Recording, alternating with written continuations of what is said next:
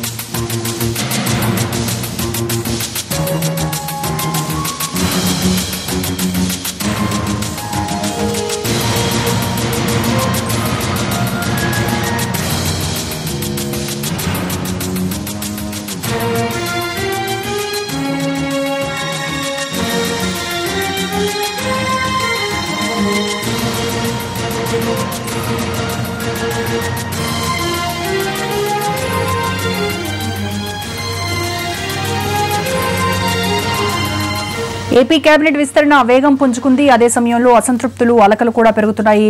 అవకాశం ఇవ్వాలని కొందరు నేతలు ప్రయత్నాలు చేసుకుంటున్నారు. మరికొందరు నేతలు మాత్రం అవతలి వారికి అవకాశం ఇవ్వొద్దంటూ లాబింగ్ చేస్తున్నారు. ముఖ్యంగా కడప జిల్లాలో టీడీపీ నేతల మధ్య ఈ విభేదాలు కనిపిస్తున్నాయి. ఆదినారాయణ రెడ్డికి మంత్రి పదవి ఇవ్వడాన్ని తీవ్రంగా వ్యతిరేకిస్తోంది ఓ వర్గం. దీంతో జిల్లా ఇన్ఛార్జ్ మంత్రి గంటా శ్రీనివాసరావుతో భేటీ అయ్యారు ఎంపీ సీఎం రమేష్, రామసుబ్బారెడ్డి, లింగారెడ్డి. తాజా పరిణామాలపై రామసుబ్బారెడ్డి ఏమంటున్నారో ఇప్పుడు చూద్దాం.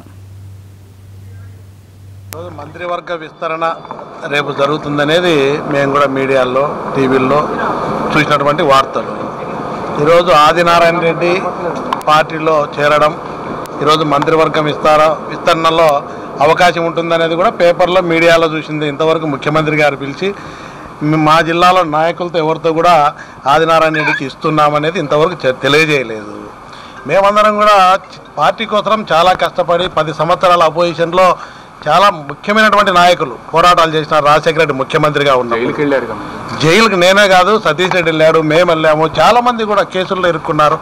చాలా కష్టపడి చేశాం. సీఎం రమేష్ గారు కూడా 10 సంవత్సరాలు ఉన్నప్పుడు కూడా ఆయన కూడా జిల్లాలో సారథ్యం వహించి చూసే ప్రయత్నం చేశారు పార్టీ కోసం. అందరం ఉన్నాం.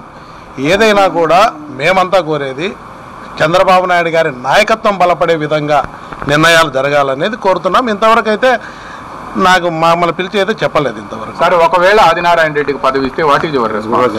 అవన్నీ కూడా ఆయన పిలిచి అడిగినప్పుడు తప్పకుండా మా అభిప్రాయాన్ని తెలియజేస్తాము. సార్, మీరు తెలుగుదేశం పార్టీలో ఆదినారాయణ రెడ్డి చేరేటప్పుడు మీకు ప్రాధాన్యత ఇస్తాము, మీకు మీ ప్రయోజనాలకు ఎటువంటి ఇబ్బంది కలగదు అన్నారు. కానీ ఇప్పుడు చూస్తే పరిస్థితి అలా ఉందా? మీకు ఈ సంవత్సరం నుంచి ఏం జరిగింది? నేను ఆ రోజు కూడా క్లియర్గా నా అభిప్రాయాన్ని వ్యక్తం చేశాను. ముఖ్యమంత్రి గారు ఒక నిర్ణయం తీసుకొని పార్టీ శ్రేయస్సు దృష్ట్యా నేను తీసుకోవాలనుకున్నప్పుడు కూడా చెప్పడం జరిగింది. కొంత ఇబ్బందులు కలుగుతాయంటే నేనున్నాను అని చెప్పడం జరిగింది. నేను ఏది కూడా ఆయన కూడా ఆ రోజు డిమాండ్ చేయలేదు. కానీ మాకు గౌరవంగా కార్యకర్తలు ఇబ్బంది పడని విధంగా మీరు మమ్మల్ని చూసుకోమని చెప్పినాము, అంతే. ఒకవేళ ఈ పరిస్థితి వచ్చినప్పుడు మాట్లాడతాను. ముఖ్యమంత్రి గారికి అన్ని తెలుసు. ఆయన మంత్రి పదవి ఇచ్చి మీకు ఆర్టీసీ చైర్మన్ పదవి ఇస్తా అంటే తీసుకుంటాను. నేను ఆర్టీసీ రెండవది చైర్మన్ పదవి నేను ఎప్పుడో ఆ రోజు కూడా వద్దని చెప్పాను. నేను వద్దని చెప్పాను ఆ రోజు.